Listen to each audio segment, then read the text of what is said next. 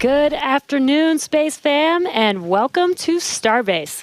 I'm Jesse Anderson, a Senior Production Engineering Manager at SpaceX. And I'm Dan Hewitt with SpaceX Communications. Awesome to have you with us here in Texas, Jesse. Welcome to Starbase. First time, right? Thank you so much, Dan. Yeah, my first time here, and it is mind-blowing. I went out to the pad this morning, and the scale of the vehicle is just insane. Dwarfs everything. And for those of you watching at home, in case you missed the news, Starbase is no longer just a cool name. It is now officially an incorporated city in Texas, and we'll have more on that a little bit later today. Yeah, right now, though, we are counting down to Starship's 9th flight test, currently targeting the very start of our window at 6:30 p.m. Central Time. Good news right up front, not tracking any issues with the vehicle. Weather is gorgeous out there right now. Rain this morning, little bit of wind, nothing now, nothing to worry about. Looking good for a launch. Starship development is moving quickly here at Starbase. So fast, in fact, that we already are reflying the Super Heavy booster today, which last flew on Flight 7. The primary objectives for today are very similar to our last two attempts, except for the booster, which, in addition to flying for the second time, has an exciting return journey planned for its return back to Earth. That's right. It's going to be getting some serious rigor, and pretty important, we are not going to be attempting to catch the booster today. We're going to use this launch to kind of further accelerate the development. We're putting Super Heavy kind of through the ringer, some serious rigor. We're going to go through all of that in just a couple of minutes.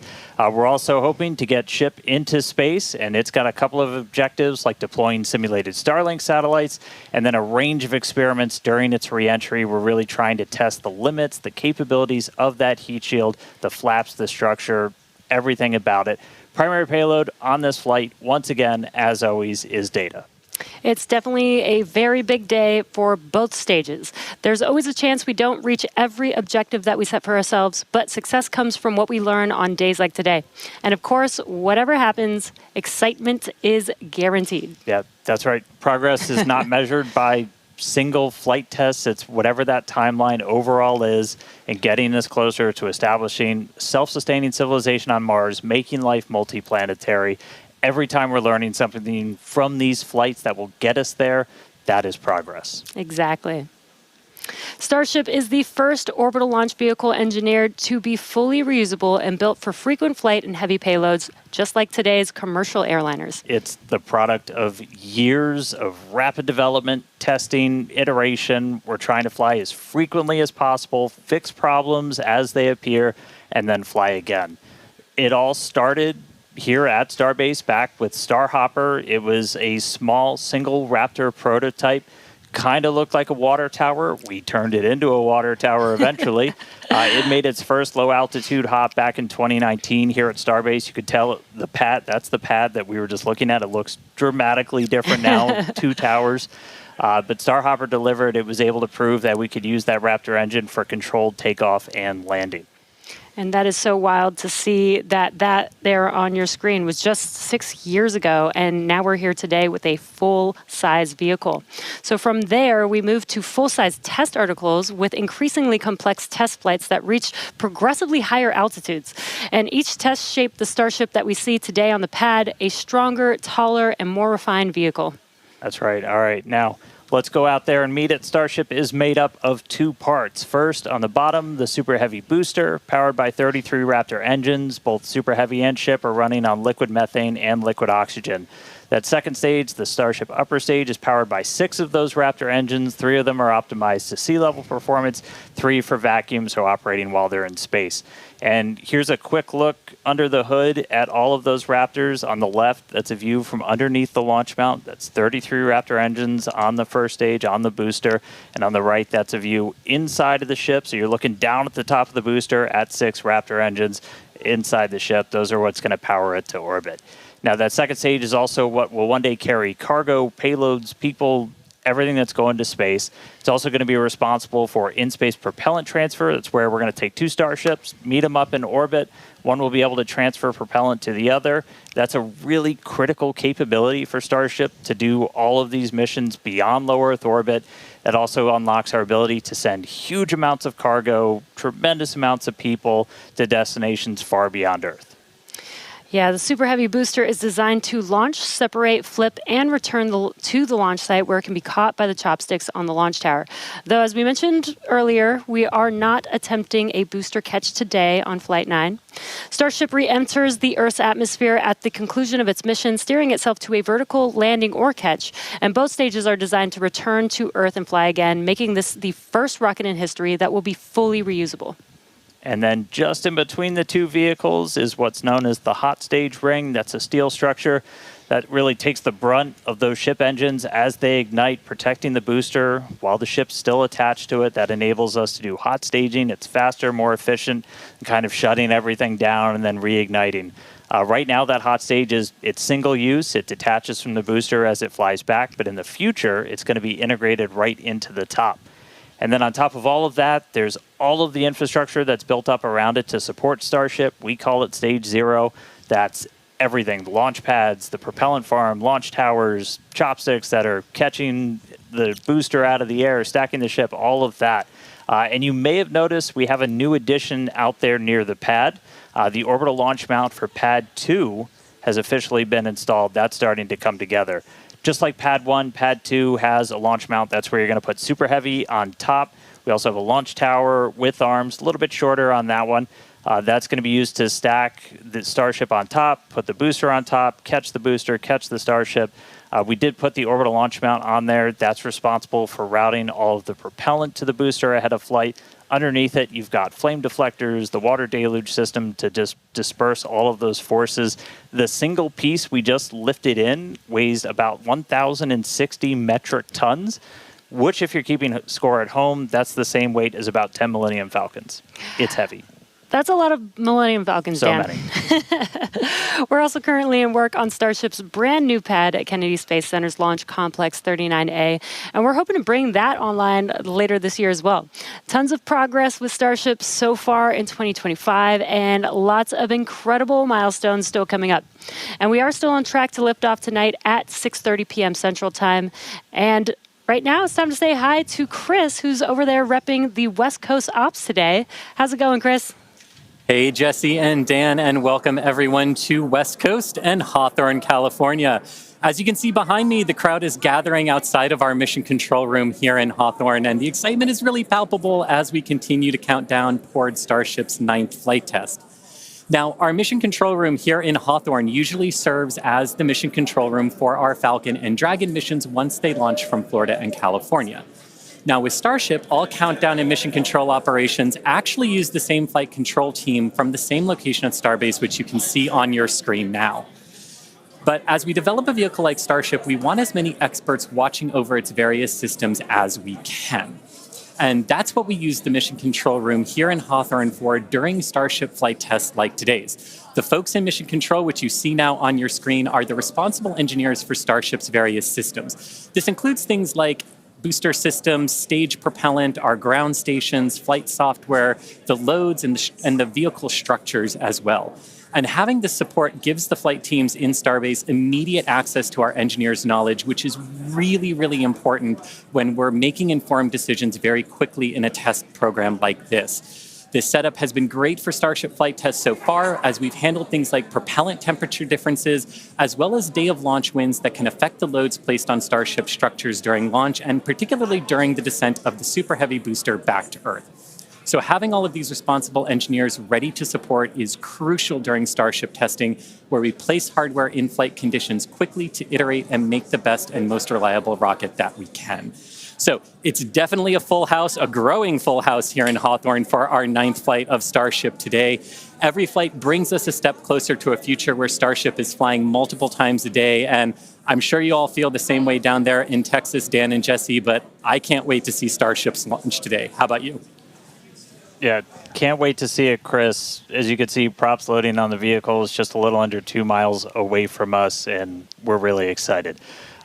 Looking back real quick, so back in March, Starship's 8th flight test saw us catch the Super Heavy booster for the 3rd time ever, another big step on that path to full and rapid reusability.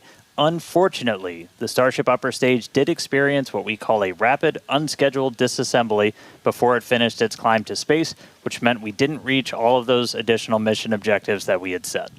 About 5.5 minutes into ship's ascent burn, a hardware failure in one of its sea-level Raptor engines took out that engine, the 2 remaining sea-level engines, and a Raptor vacuum engine. That's 4 of the 6 engines that ship has. This was a different failure than we saw on Flight 7, and the fixes that we put in place did work as expected. So this was a new issue on Flight 8.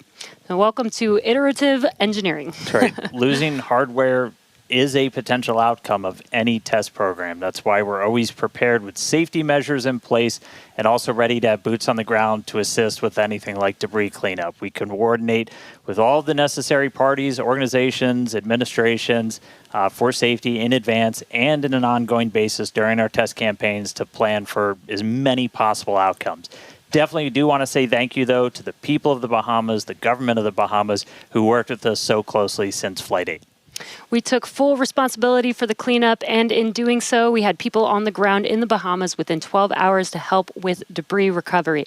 So all that said, we're moving forward in our development cycle with safety at the top of mind, and we fly again today to get this current iteration of ship to space and back. That's right. Putting hardware in a flight environment as frequently as possible so you're seeing how things behave all together in the real world. Then you're solving problems as they pop up. That's how SpaceX developed their very first rocket, Falcon 1.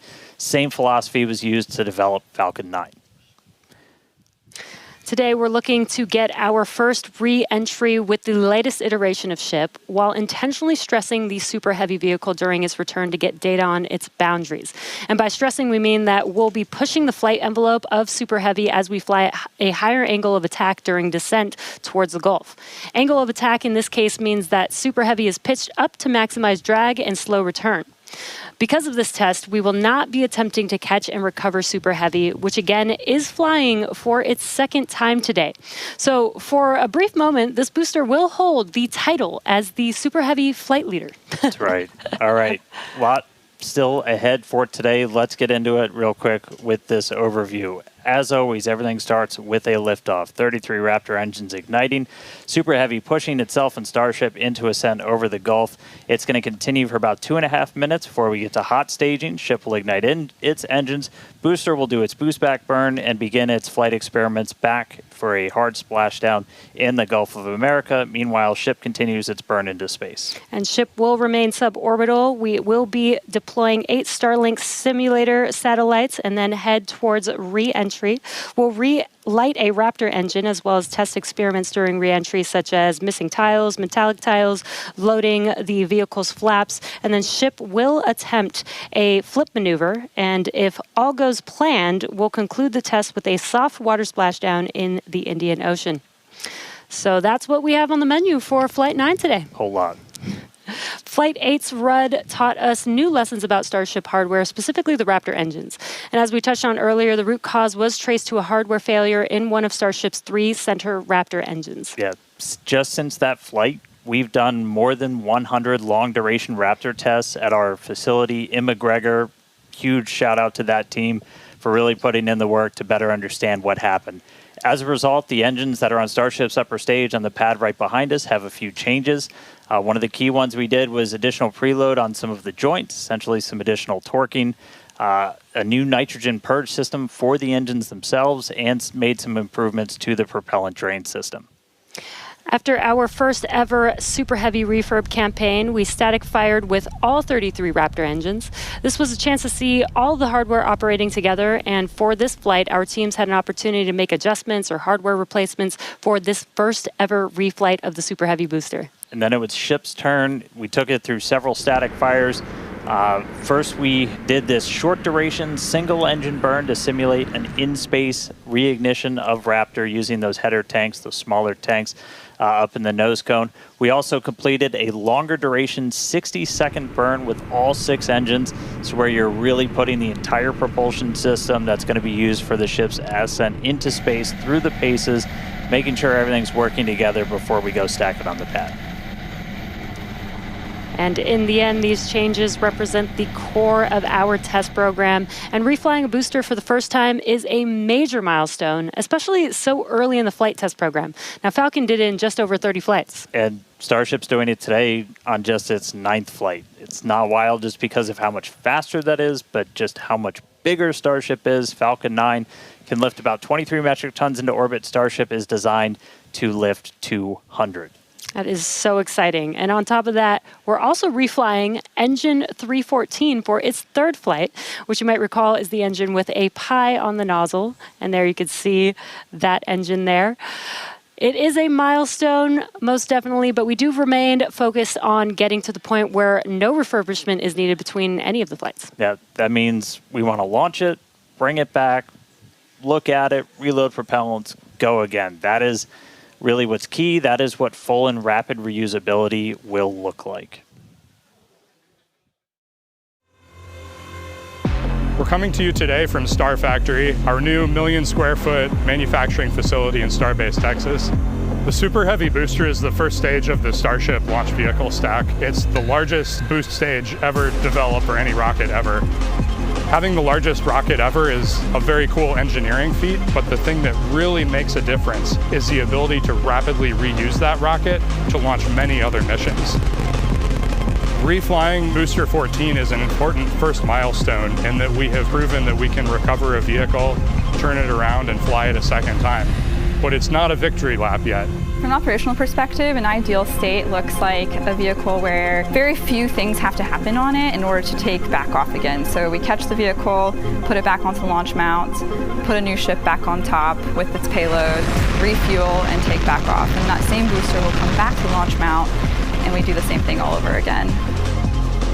Falcon is, reusing at a pretty high rate, and we get to go look at them and say, what did you learn? What is good? What is bad? And as we continue to build the Starship process. Zero-touch refurbishment really looks like a commercial airliner. The advantage we have on Booster relative to when we developed Falcon 9, for instance, is this was really designed from the outset for rapid reusability. We're using all of the flight test learnings from our version 1 and version 2 vehicles in our orbital flight test campaign to inform the design of our version 3 vehicle.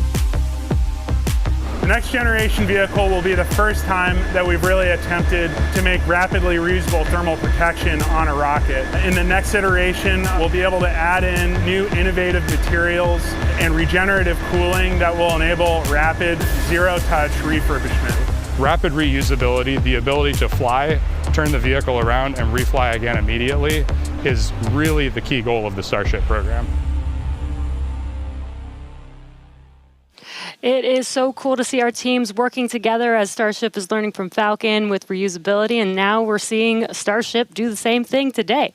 So all eyes on the rocket on the pad, getting ready to launch in just about 17 minutes from now. That's right. Looking at our levels real quick, we're a little bit more than halfway full on fuel and LOX on the booster, over 80% full on the ship, so we'll have to fill those header tanks. But everything looking good. We're not tracking any issues on the range. As a reminder, we watch sea states, air, and land around the launch site here and also over in the Indian Ocean where we're going to be doing our reentry. Not tracking any blockers to launch at the moment. Weather is gorgeous, has not been a concern all day for launch. We've been moving through all of our pre-flight checkouts pretty smoothly so far this morning, getting the ship and the booster ready for prop load, making sure guidance, navigation, and control are aligned. Everything's ready to go.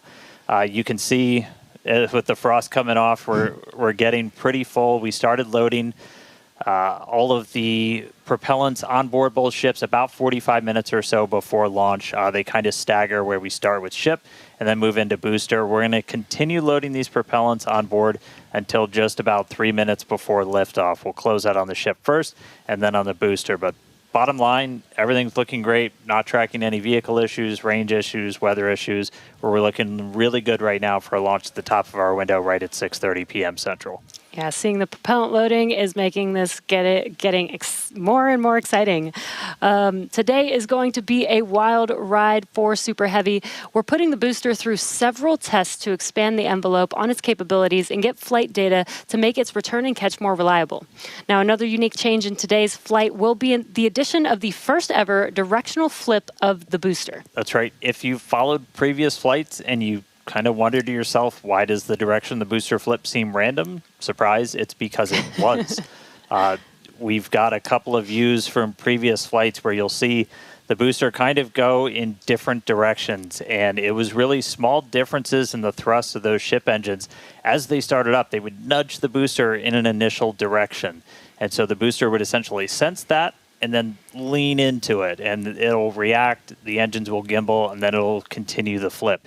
That was the easiest option technically, but you do take some performance hits since you're essentially setting aside propellant to accommodate every single direction for a flip. Exactly. But if we know which direction we're flipping, then we know how much propellant we will need and can instead use more of the propellant to burn longer during ascent, adding more velocity to ship and increasing how much payload it can ultimately deliver to space. Yeah, so today I got my trusty Super Heavy here. We're going to intentionally try to flip straight up. So as you're separating from the ship, we want to get to here as you're doing that boost back burn. The fastest way is to just flip straight up and go into it. That's roughly what we did on Flight 5. It's the most direct way to get into that orientation for the boost back burn. What you don't want to do is when you flip all the way down like that, we did that on Flight 7, it takes you in a big loop, uses the most amount of prop, not efficient. We're at the point where we want to start kind of tuning it in and getting some extra performance out of the booster. Yeah, exactly. That's called optimization. That's right. To accomplish this, we made some changes to the hot stage adapter, welding reinforced panels over the vents in the direction that we want the booster to go. So when the ship engines ignite, the thrust will push against the blocked vents, which means that the nudge will be in the direction that we planned for. And then when we go to the next generation of ship and booster, we plan to control the flip direction by fine-tuning the engine startup sequence on the ship. Yeah, that's not the only flight experiment that we have planned for the booster today. We're not attempting a catch, so we're going to try and gather additional data that's going to improve performance on future boosters. We're also going to try and see how resilient we are to things like losing an engine during the landing burn. By sending the booster out to sea, we're able to do these higher risk tests without risking the launch pad. As you might have heard earlier, we're going to be doing what's called a higher angle of attack. Basically, instead of coming straight down, we're going to tilt up a little bit. That gets you more drag on the booster. You're able to use just aerodynamic forces to slow you down. The slower you're going at the start of that landing burn, the less propellant you need, because really you're just focused on slowing down as much as humanly possible when you fire that up. So by already going a little bit slower, we'll get some benefits to our performance and our reliability on those burns. Yeah, exactly. And there's definite uncertainty in how well the booster's grid fins and structure will be able to control its flight when we get into higher angles. So don't be surprised if it isn't a smooth descent for the booster down to its splashdown point today. The most important objective of this portion of the test will be getting actual flight data to help anchor our models. Now, we're hoping to fly the next generation of super heavy boosters at even higher angles of attack. So this test today will give us a better idea of what is feasible.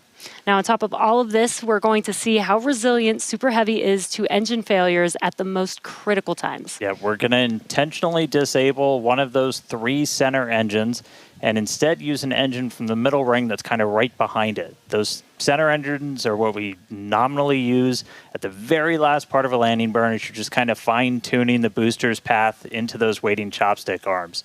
This is going to act as a real-world simulation of a pretty scary situation where engines are not starting at probably the worst possible time, but we're going to do this without risking the pad.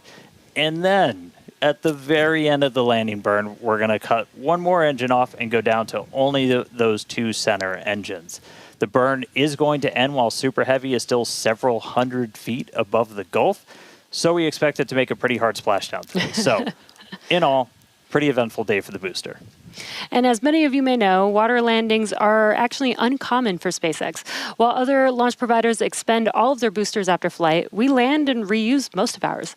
All of these tests are going to help us improve future generations of Super Heavy until we reach its fundamental design, a fully and rapidly reusable and reliable rocket. All right, let's check back in with Chris in Hawthorne. How's it going, Chris? Hey, Jesse, my colleagues here in Hawthorne definitely agree with you. We can't wait to see the Super Heavy perform its second flight and see all of the work from our thousands of engineers and technicians in action today. Now, while this reuse milestone is incredibly important for Starship's development, Super Heavy boosters are not the only vehicles that we reuse here at SpaceX. We're big on reuse, and our Dragon fleet is another example of that reuse.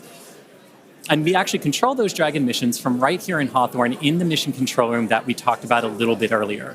For Dragon and our human spaceflight program, this month also marks a big milestone for SpaceX, our 5-year anniversary of human spaceflight. Now, NASA astronauts Bob Behnken and Doug Hurley got us started back on Demo 2, which was notable for being the first time since the retirement of the shuttle program in 2011 that people launched to orbit from U.S. soil. Now, in those 5 years, we have launched 17 human spaceflight missions, 11 for NASA, and 6 commercial missions, including Polaris Dawn, with our first commercial spacewalk in history, and From-2 earlier this year, which became the first human spaceflight mission ever to explore Earth's polar regions. We've flown a total of 66 crew in those 5 years, and we are expecting that number to grow significantly in the coming years. Now, most recently on our From-2 mission, the crew offered unique glimpses into the orbital spaceflight experience. And this was honestly just so cool to see. Thank you to our Starlink teams for making everything with the From-2 crew shared possible. This honestly made me feel like I was right there with them in Dragon. They were living, they were working, they were relaxing, they were doing their experiments while also having fun. Basically, just being people and inviting us along for the ride. And that was really meaningful. Being invited up there really showed how these are just the early days on the road to making life multiplanetary. And the vehicle that's going to make all of that happen is Starship. And Dan and Jesse, I don't know about you, but that is definitely a future I have wanted since I was a little kid, and I cannot wait to see us make it a reality. Yeah, right there with you, Chris. It's the fact that we're getting close to that being reality, that the vehicle that's going to go is sitting on the pad right there. Like, that's endlessly exciting. All of that's going to include sending humans, all of the infrastructure for a permanent presence on Mars. And we're looking ahead to sending the very first Starships to Mars as early as next year. Yeah, this will help prove that we can actually get to Mars with a focus on learning as much as possible while demonstrating what will be needed for Mars transit and landing. But before we can make life multiplanetary, we have to build the starships that will make this all possible. That's right. And that's happening right here, Starbase, Texas, the gateway to Mars. This is where we're soon going to be launching up to 25 Starship launches per year from here at Starbase. And the place is changing every single day. We've grown quite a bit just in the last couple of years. There's a couple hundred employees, their families living amongst actual rockets. We're in the process of expanding production and integration. We've got a target of 1,000 Starships a year we're going to try to hit. And recently, we did become a city of our own. We're the first city in Cameron County in 30 years. And that's just going to help us scale more quickly, try to build out the best community possible for all the people that are building the future of humanity's place in space. Starbase, pretty easily one of the most inspiring, exciting, unique places to live and work on the planet. As usual, shameless plug, we're always hiring. Come help us build the gateway to Mars. Visit spacex.com/careers. You can see all of our openings. And this is my first time in Starbase. And Dan, the Star Factory is a manufacturing engineer's dream. To be able to build a factory like this at such a large scale with such a large scale vehicle is so wild to me. And though I'm just visiting, Chris is hanging out right where I call home base. So let's check back in with Chris in Hawthorne. Thanks, Jesse. Yeah, everything here in Hawthorne is looking good. The crowd is gathered, really excited to watch the hard work of all of their colleagues come to fruition here for Starship on its 9th flight test. Not tracking any issues. We are excited to watch Starship do its thing today, make it halfway around the world, and test a lot of those critical in-space maneuvers and operations that will be vital for the program's continued operation. So Dan and Jesse, we can't wait for liftoff. Let's have a good flight today. Thanks, Chris. Now, if you're just now joining us, where have you been? But we're glad that you're joining us now. We are at T-minus just under 6 minutes until liftoff of the 9th Starship test flight. So far, the range is looking good.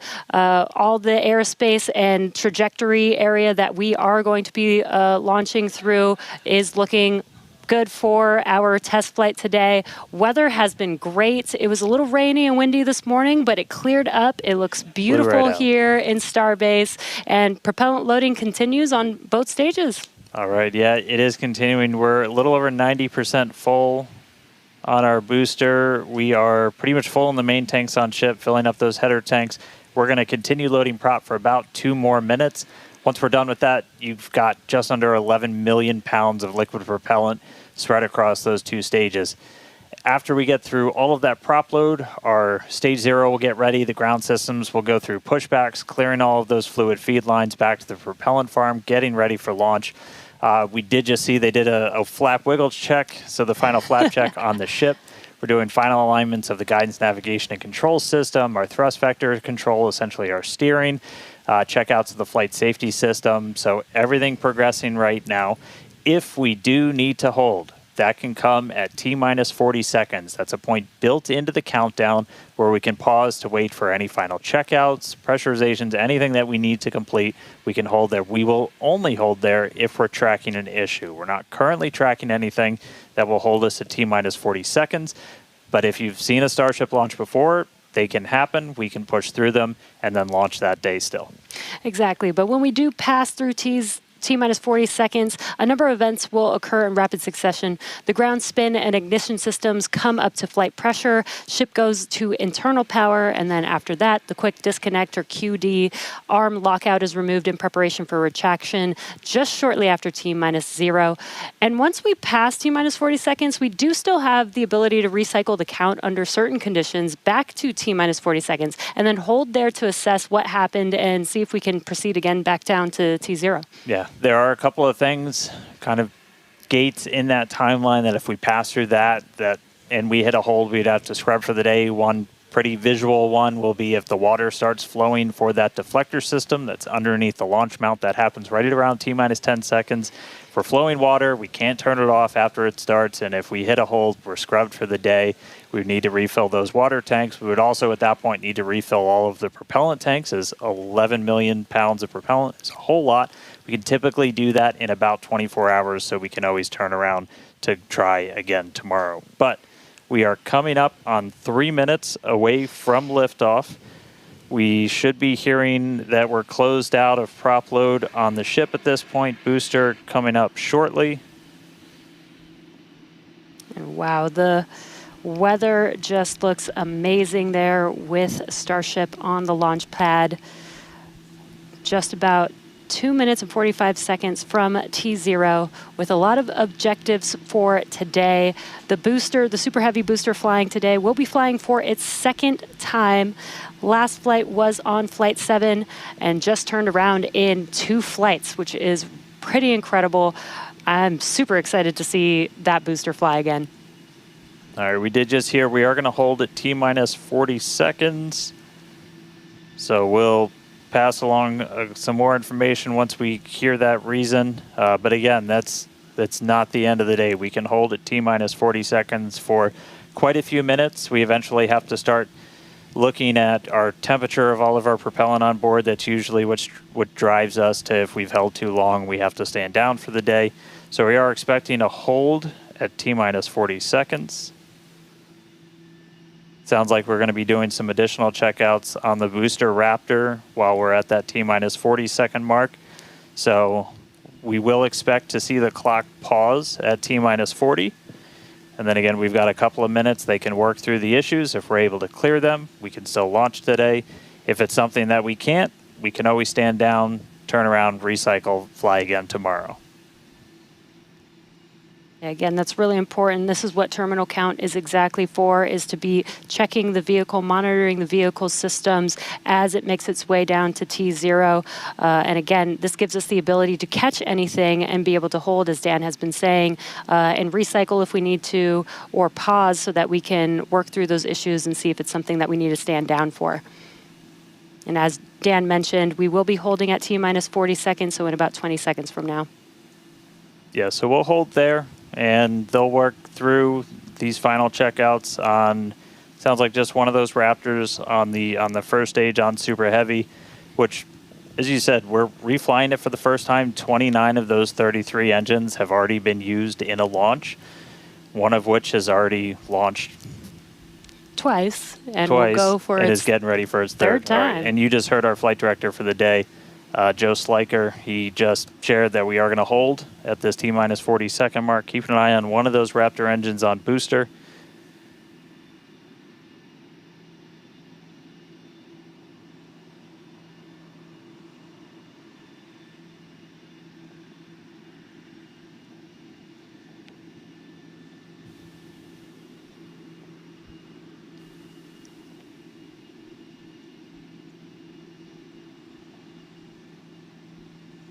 And if you're just now jumping in, we are holding still at T-minus 40 seconds.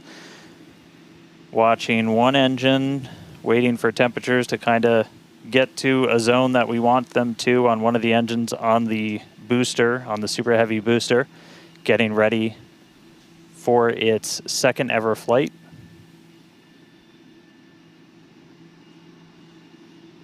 So we'll just continue to hold. Again, we can hang out here for several minutes. We held for a while on the first attempt last time and then cleared it, and then we triggered a different issue on the ground side. But again, this is exactly what it's for. This gives us the best chances at success. And the clock is rolling. There we go. All right. T-minus 30. Let's listen in. Watch that first flight proven Super Heavy. Get ready to take off from Starbase.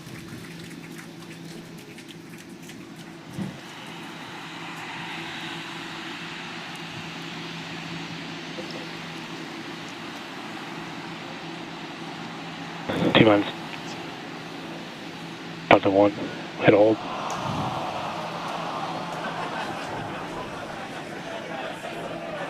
We did have a hold, and looks like the clock jumped back to T-minus 40 seconds.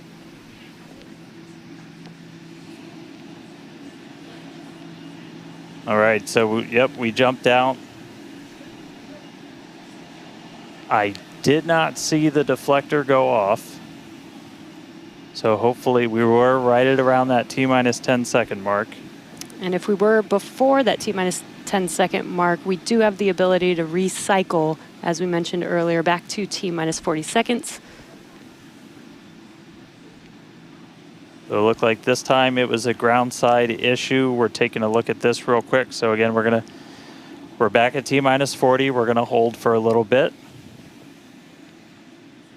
We are still not scrubbed for the day. Give them a couple of minutes to work through this. Again, we can hang out at T-minus 40 for several minutes. Eventually, we start looking at your bulk temperatures and all of your propellant on board the vehicle. We're not actively replenishing the propellant on board Super Heavy and Starship, and so you don't have essentially forever to hang out before things start to warm up. And you do want to make sure your temperature's in a really stable range for a healthy startup on Raptor engines. So they're going to work through this issue. We can continue to hold here for a couple of minutes.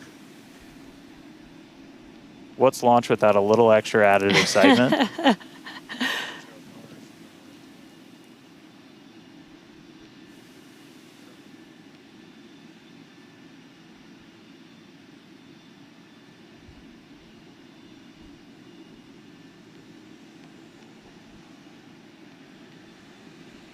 All right, so cumulatively, we've held for a little over 3 minutes between the two holds. Again, this is a ground side issue on our tower. The techs are looking through the data right now to see if it's something that we can either work through or if it would cause us to have to stand down. So we're continuing to hang out with them, holding at T-minus 40.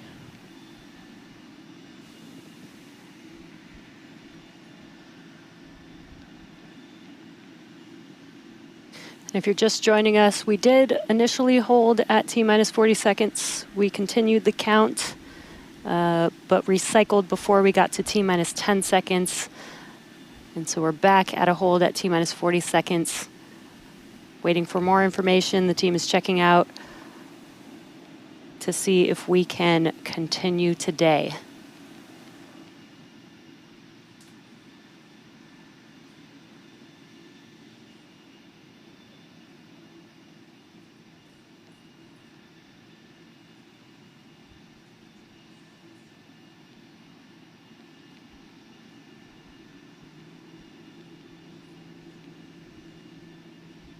And we're continuing to hold here at T-minus 40 seconds. We've been holding for just about 5 minutes now as the teams evaluate if we can continue to T0 for Flight 9.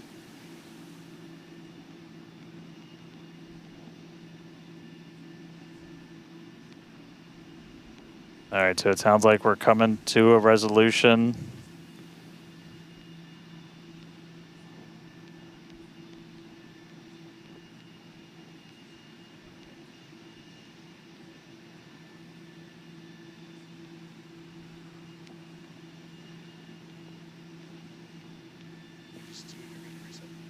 All right, so we are getting to a resolution. We're going to reset everything.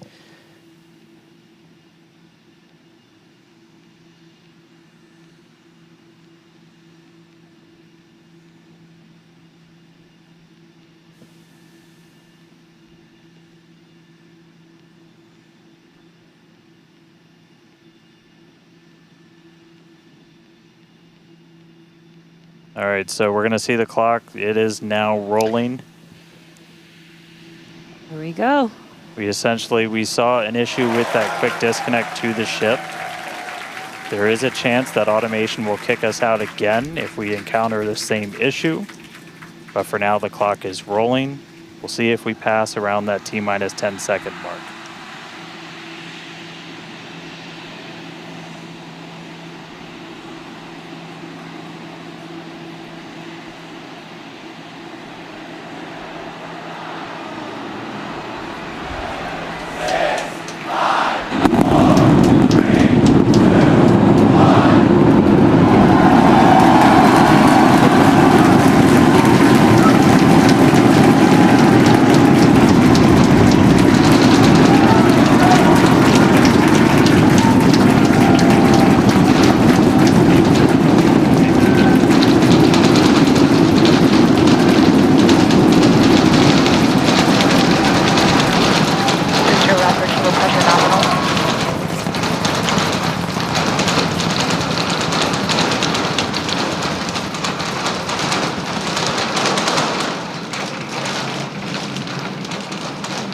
T plus 40 seconds, it's one hell of a sight from here. We see it arcing right over top of us. We see 33 out of 33 Raptor engines lit on Super Heavy as it starts to ascend skyward.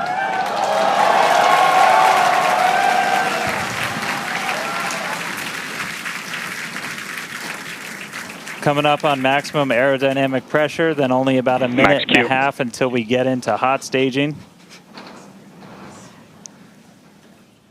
Wow, Dan, that was incredible. We could feel the building shaking here, feel the vehicle's power. Now we're just about a minute away from shutting down those engines on the booster. Again, this booster is flying for its second time today. All right, so hot staging coming up a little under a minute.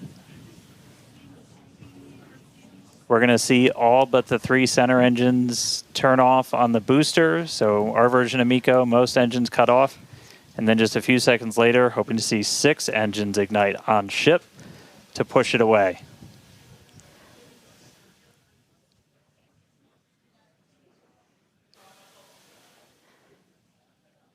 All right, hot staging, about 30 seconds.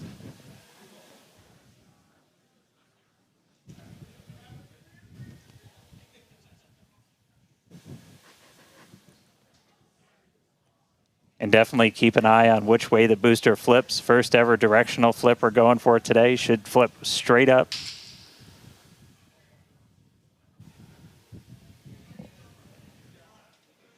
See those engines powering down? Booster engine cutoff. Ship ignition. Stage separation.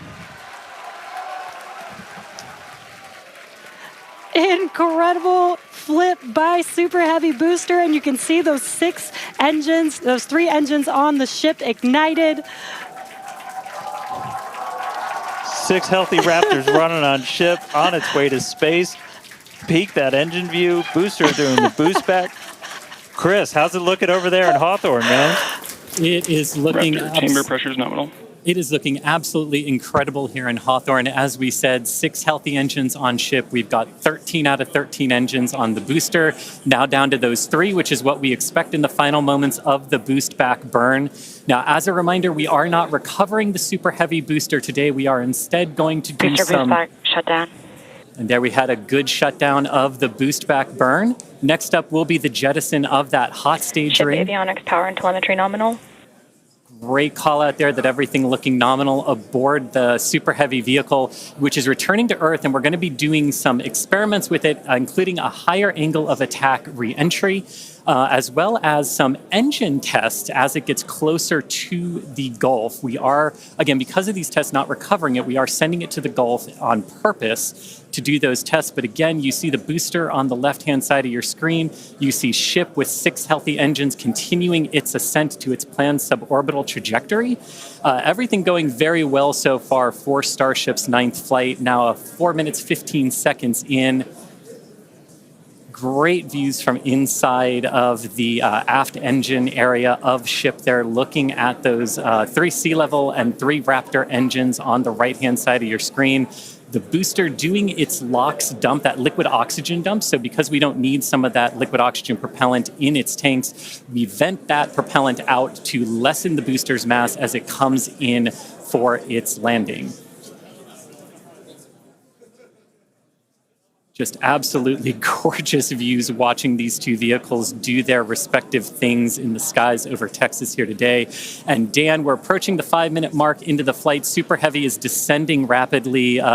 What can we expect here in the next few minutes as it does its atmospheric tests?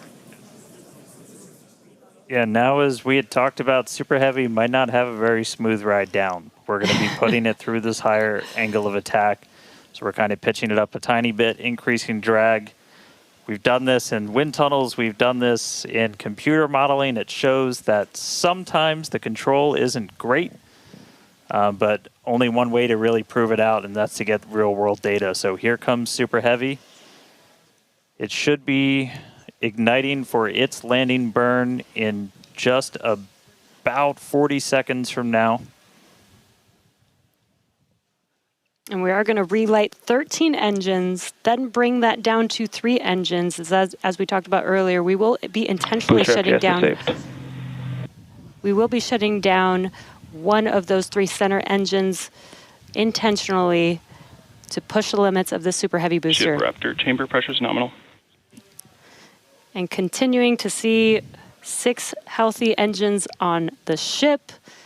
3 sea level and 3 vacuum engines still ignited as the Super Heavy booster is making its way back down to Earth. We can see those grid fins doing some heavy work. Booster landing, start up. Ignited for our landing burn.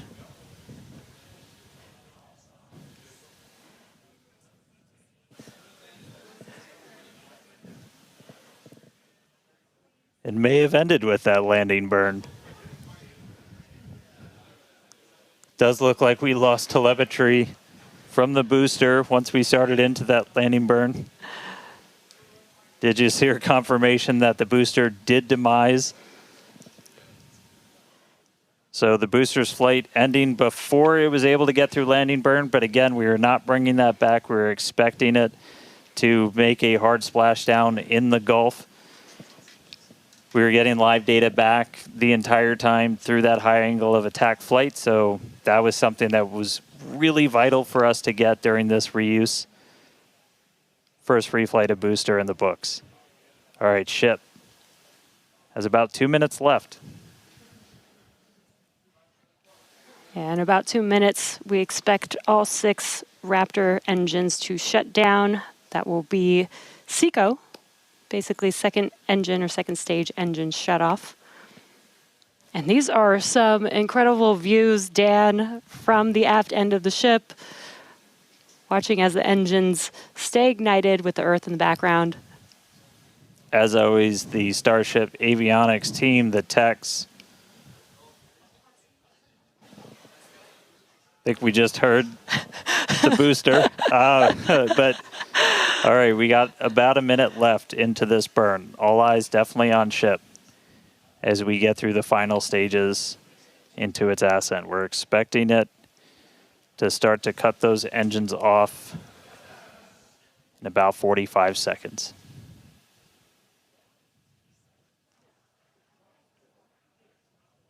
Terminal guidance.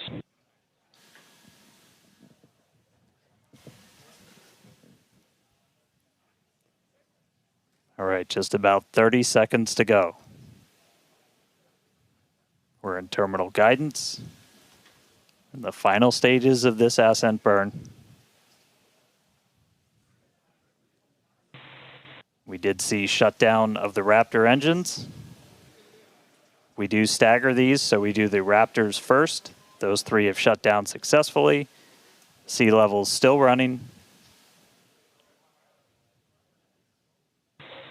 Ship engine cut off.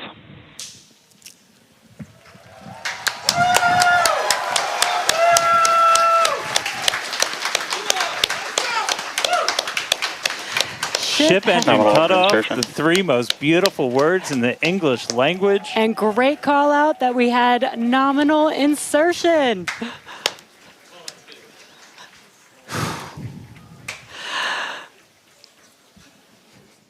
An incredible flight test so far today. We reflew a super heavy booster for the very first time in 9 test flights. Ship is in its orbital trajectory. Again, it's going to remain suborbital for its mission today. But it ignited It ignited all 6 of its engines and made it all the way through SECO just now.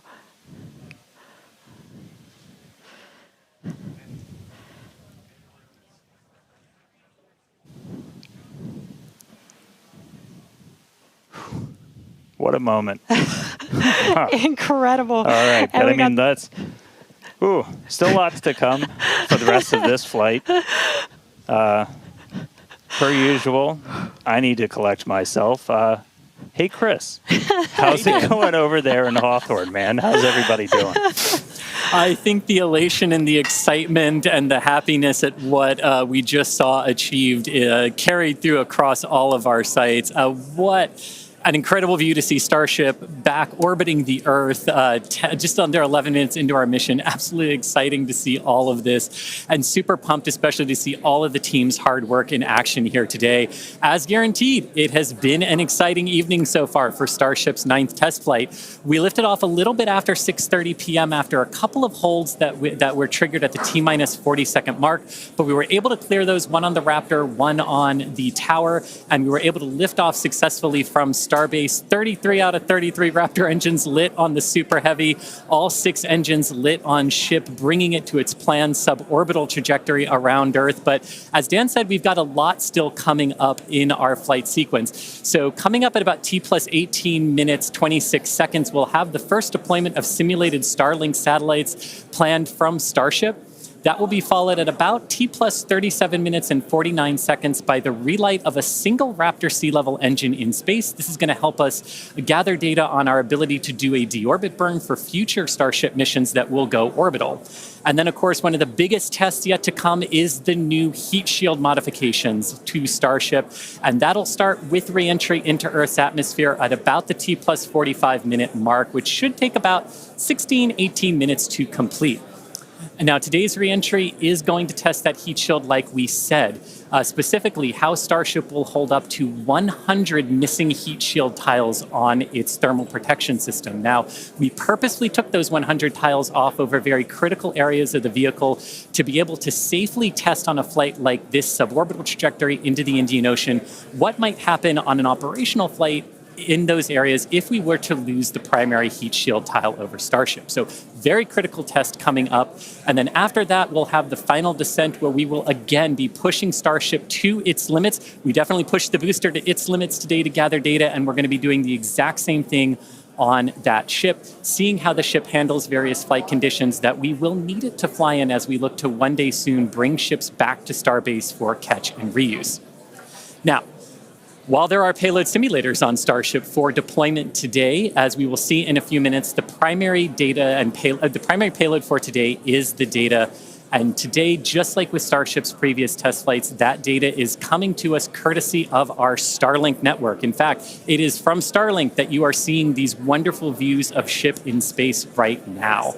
So, and I can't wait to see Starlink really provide those epic views and that data transmission during reentry, which is very, very critical to getting that data during reentry. So, Dan and Jesse, it's been an exciting day so far. There's more to come as we get ready for Starship's first ever payload deploy. What can we expect next year in the next few minutes?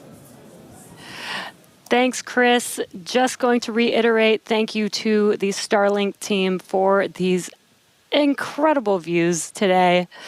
In a few minutes, Starship will deploy 8 Starlink simulators, similar in size to our next generation Starlink satellites. The Starlink simulators will be on the same suborbital trajectory as Starship, meaning they will passively re-enter the atmosphere, just like Starship. With tests like these, we can see how Starship's payload deploy systems work in flight while ensuring that the simulator satellites pose no safety risk to people on Earth or for other satellites in orbit. Now, this also ensures that any parts of these simulator Starlink satellites that do survive re-entry splash down harmlessly in the middle of the Indian Ocean. And then before we get there, though, we're going to have to open up that payload deploy door. So we've only ever done that one time before. Pretty sure it was Flight 3. Someone on the internet, please check me. But that was the only time we ever opened it. And we've had Starlink simulators on the last 2 flights, but we haven't gotten to this moment yet where we're able to open up the payload door and start deploying these. It's going to be pretty cool. We've got them stacked inside of the Starship payload bay, and we'll have potentially a couple of views. You saw one camera pop up. Oh, there we go. Look inside of the payload bay of Starship. You can see them stacked down in the middle of your view. There's kind of 4 on either side, so they're sandwiched on top of each other, a stack of 4 right behind each other. And then we're going to pop the door open. It's on the right side of your screen, so we'll see that open up and then start firing those Starlink simulators out into space. We are expecting the payload door to open in a little over a minute from now. And then once that payload door is open, about a couple minutes later is when we will start dispensing those Starlink simulators. That's what a view great right view. at the bottom of the stack. So should be able to see them kind of firing out from right there. So really cool. And eventually these are going to carry dozens of the next generation of Starlink satellite into space, and those are going to enable some truly insane things in terms of speeds from space and what we're able to do. Starlink's been really great for Starship, obviously. Getting live video back is really cool, but just the amount of high-speed telemetry, everything we're able to get back is insane. And for a development program, that's kind of everything. We're in excess of 130 or 160. My numbers are fuzzy right now, just like my brain is. But well in excess of 100 megabits per second of downlink. And a lot of that gets eaten up by video. We've got dozens of cameras across Starship. We added several more.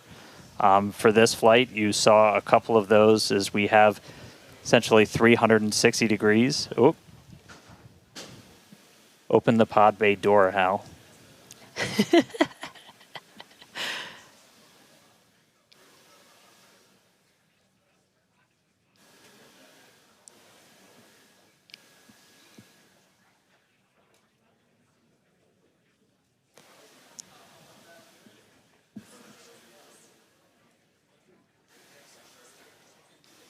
Now we are expecting the payload door to open any moment now, so we're watching out for that. Again, you're looking at the inside of Starship as it's suborbital.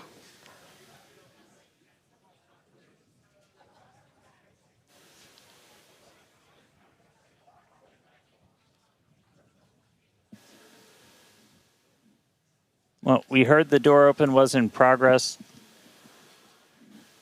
It was unable to actuate all the way open, so they are going to close it back up. Hal told me no. He said, I'm sorry, Dan. Can't do that. Looks like we won't get the door open today. But that's okay. This is obviously a test we want to be able to do before we're deploying full-on Starlinks. But the real focus for this, now that we are in space, is getting to that reentry. That is the most critical phase of Starship that we still have to prove out.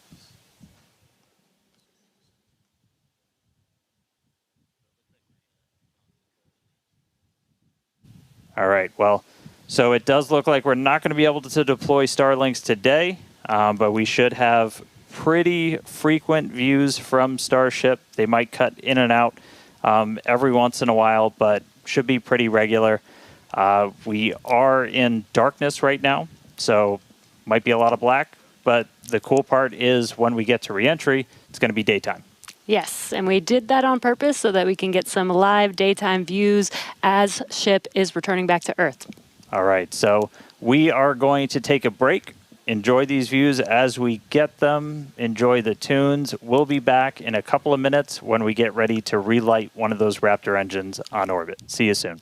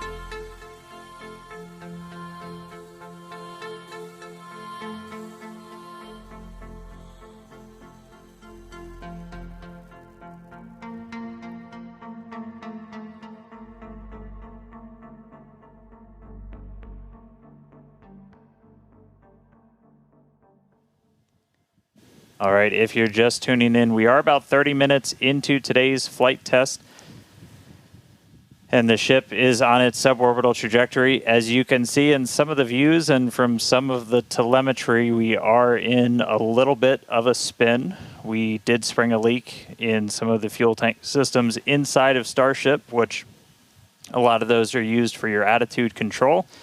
And so at this point, we've essentially lost our attitude control with Starship. We are still on a path toward re-entry. We are suborbital, so no matter what, we are going to enter. However, this lowers the chances for it to be a controlled re-entry. So if you think back to Flight 3, when we had something similar happen, just the end symptom of a loss of attitude control, we were in a roll by the time we hit re-entry. So we are going to re-enter. We should hopefully still have views. The Starlink satellites are pretty robust to still maintaining contact. We've got 4 of those terminals on the vehicle, and they're pretty robust to maintaining contact even when we are in a spin, essentially. So we should hopefully continue to keep live views. It's going to still be dark until we get a little bit closer to entry, as we are a little bit, we're coming up on Africa. I believe we do swing just to the south of that continent. And by the time we start heading out over the Indian Ocean, we'll start heading into a sunrise. So, not looking great with a lot of our on-orbit objectives for today, where we were hoping to do the PEZ deploy and relight an engine, and then really importantly, get into that controlled entry to really put the heat shield through the ringer. Nonetheless, Starship marching forward towards that re-entry over the Indian Ocean. So we'll continue to hang with it and give you any updates as things continue to change.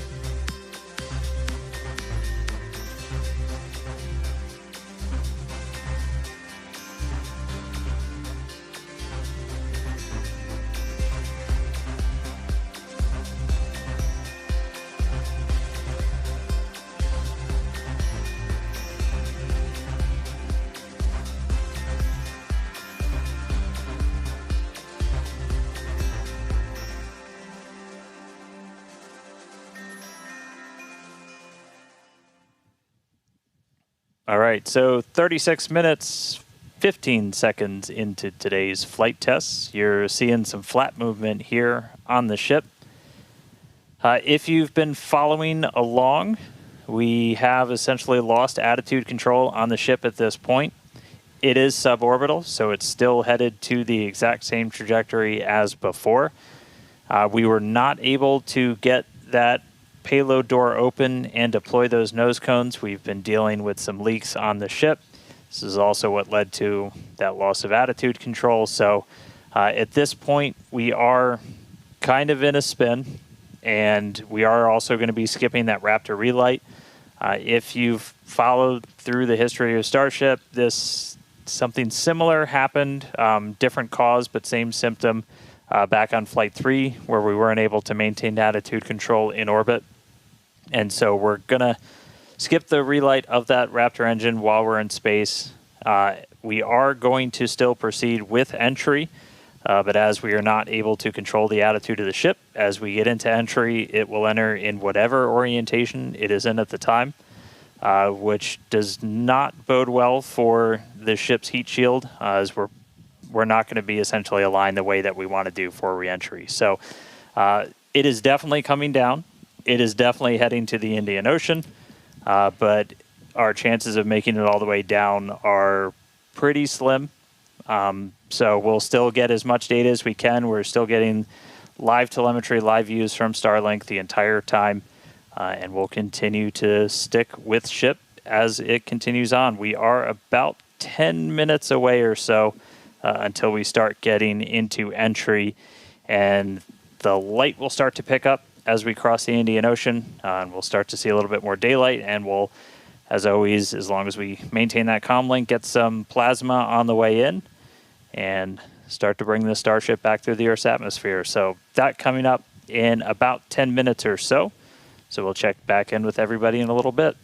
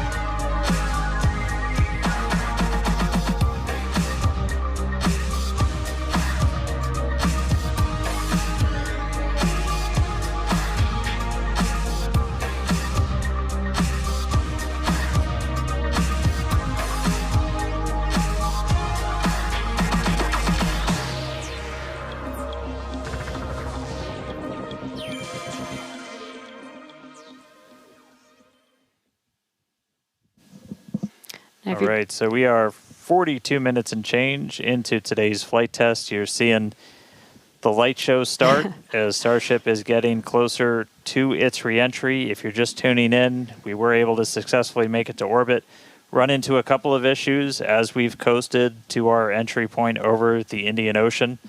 At this point, we had lost attitude control of the ship and entered into a spin.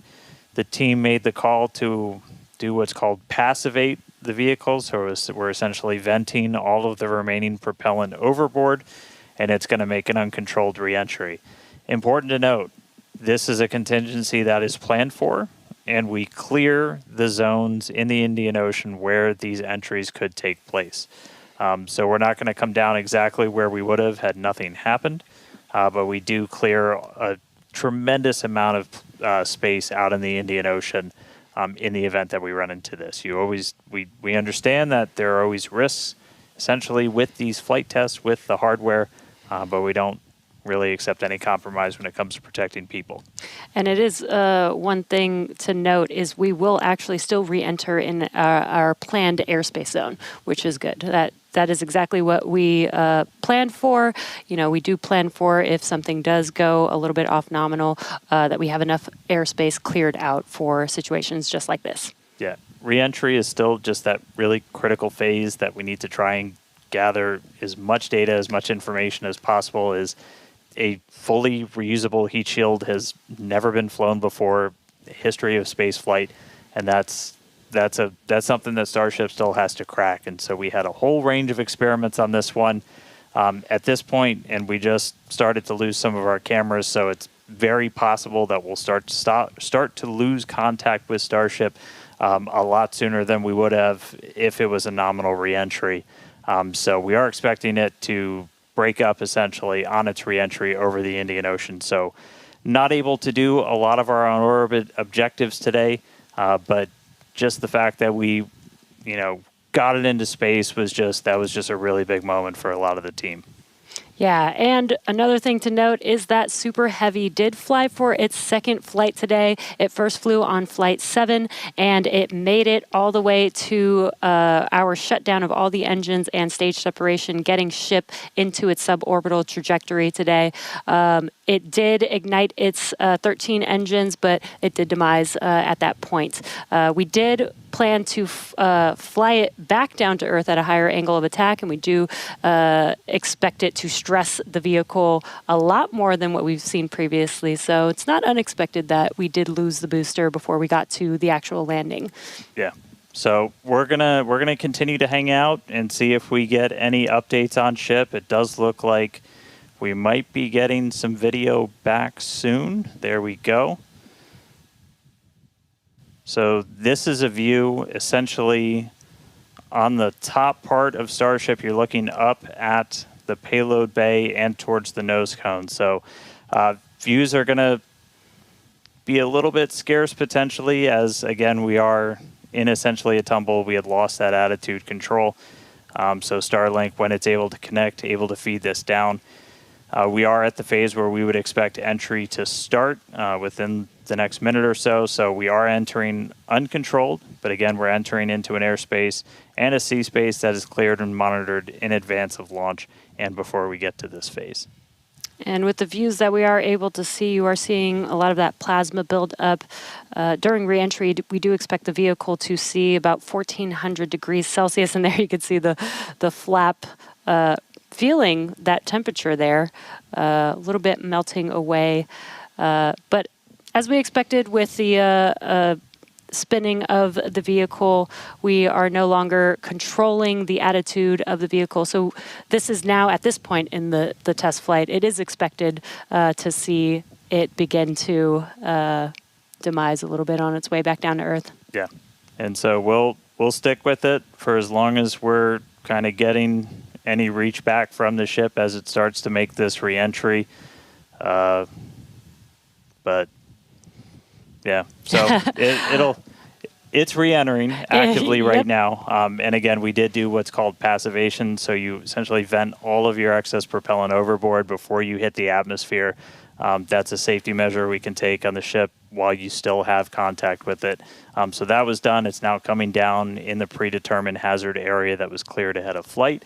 Not controlled, so we're not going to get all of that reentry data that we're still really looking forward to. This is kind of a new generation of ship. It has different flaps, improved heat shield, a whole lot of things that we're really trying to really put through the ringer, as there's a whole lot we still need to learn before we get to kind of the next step that we're hoping for, which is going to be that ship going orbital and eventually coming back here for a catch. So getting through one of these fully is going to be really important. It's not going to be today, but we are just going to stick with the ship, see what else we can learn as it makes its way through the atmosphere and brings an end to the 9th flight test. So we'll stick with it.